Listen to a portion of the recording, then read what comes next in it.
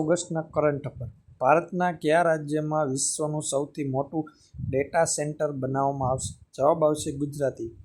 સમજૂતીમાં ગુજરાત વિશ્વનું સૌથી મોટું ડેટા સેન્ટર બનાવવાની યોજના જાહેર કરવામાં આવી છે, જે ટેકનોલોજી અને ડેટા સ્ટોરેજ ક્ષેત્રે ભારતની સ્થિતિને મજબૂત કરશે. એના પછીનો પ્રશ્ન, ડ્રોન પ્રહાર એક્સરસાઇઝનું આયોજન કયા દેશે કર્યું હતું? જવાબ આવશે ભારત.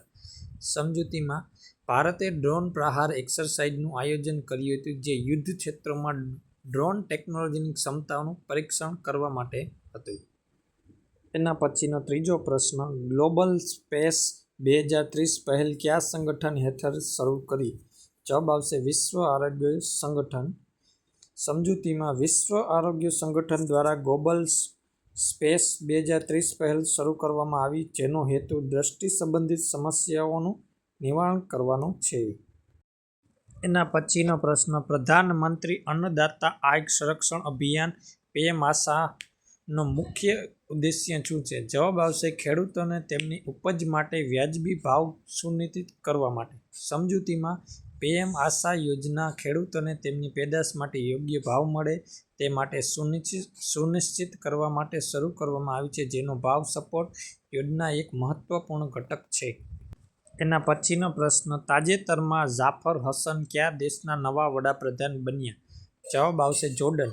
સમજૂતીમાં જોર્ડનના રાજા અબ્દુલ્લા બેએ જાફર હસનને નવા વડાપ્રધાન તરીકે નિયુક્ત કર્યા છે, જેઓ ગાઝા યુદ્ધની આર્થિક અસરો ઘટાડવા પર ધ્યાન આપશે. એના પછીનો છઠ્ઠો પ્રશ્ન, વિનસ ઓર્બિટર મિશન માટે કેન્દ્રીય કેબિનેટે કેટલો નાણાકીય ખર્ચ મંજૂર કર્યો? જવાબ આવશે 1236 કરોડ.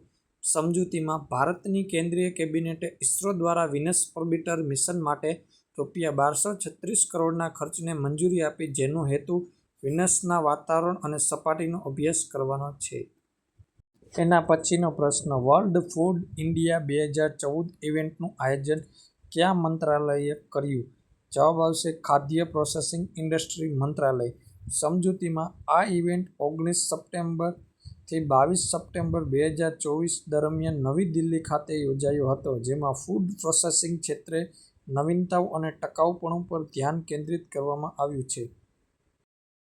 એના પછીનો પ્રશ્ન, પેંચ ટાઇગર રિઝર્વ કયા રાજ્યમાં આવેલું છે? જવાબ આવશે મધ્યપ્રદેશ.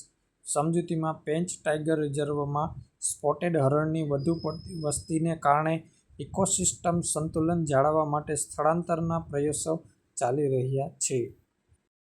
હું બળવાખોરો કયા દેશ સાથે સંકળાયેલા છે? જવાબ આવશે યમન. સમજૂતીમાં હૂથીઓએ, જે અંસાર અલ્લાહ તરીકે પણ ઓળખવામાં આવે છે, જે યમનમાં ઈરાનના સમર્થનથી શિયા મુસ્લિમ જૂથ છે, જેઓ તાજેતરમાં ઇઝરાયલ પર મિસાઇલ હુમલો કરવા માટે સમાચારમાં હતા. એના પછીનો પ્રશ્ન, એક રાષ્ટ્ર એક ચૂંટણીની ભલામણ કઈ સમિતિએ કરી? જવાબ આવશે રામનાથ કોવિંદ, જે આપણા ભૂતપૂર્વ રાષ્ટ્રપતિ હતા. સમજૂતી ભૂતપૂર્વ રાષ્ટ્રપતિ રામનાથ કોવિંદની આગેવાની હેઠળ ઉચ્ચ સ્તરીય સમિતિએ લોકસભા, વિધાનસભા અને સ્થાનિક સંસ્થાઓની ચૂંટણીમાં એક સાથે યોજવાની ભલામણ કરી. જો તમને આ વિડીયો ગમ્યો હોય તો GK અપડેટ ચેનલને લાઇક કરો, શેર કરો અને તમારા મિત્રો હારે શેર કરો.